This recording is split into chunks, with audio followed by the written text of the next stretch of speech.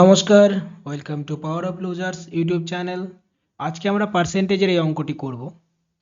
অরুণের আয় বরুণের থেকে 30% বেশি।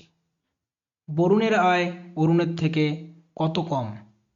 তাহলে এখানে কি আছে? অরুণের আয় বরুণের থেকে 30% বেশি। কার কথা বলেছে আর কার থেকে বলেছে সেটা আগে আমাকে বুঝতে হবে। আমরা যার সাপেক্ষে বলবে সেটা সবসময় নিচেরটা ধরবো। তাহলে এখানে কি বলেছে? অরুণের আয় বরুণের থেকে 30% বেশি। অরুণের আয়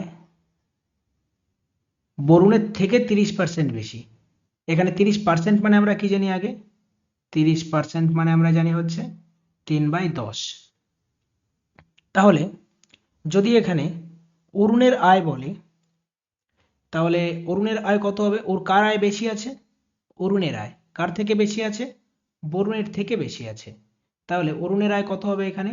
বরুণের থেকে বেশি মানে কি? বরুণ নিচে, যার থেকে বেশি সেটা আমার সবসময় নিচে আসে, এটা আমরা জানি। তাহলে বরুণের মানটা কত হচ্ছে এখানে? বরুণের মান হচ্ছে 10। বরুণের থেকে 30% বেশি, তাহলে 30% মানে কি? এখানে 3 বেশি।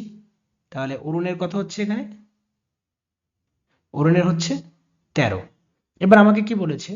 তাহলে বরুণের আয় অরুণের থেকে কত কম? কার থেকে কম? অরুণের থেকে। অতএব আমরা নিচে 13 দিয়ে দেব। এবার কত কম আছে? 3 কম আছে বরুণের থেকে। তাহলে 3/13 × 100, এটাই আমার অ্যান্সার হবে। এটা অ্যান্সার করলে 300/13। 300/13 মানে হচ্ছে 23.07%। অতএব অপশান এ হবে আমার সঠিক অ্যান্সার।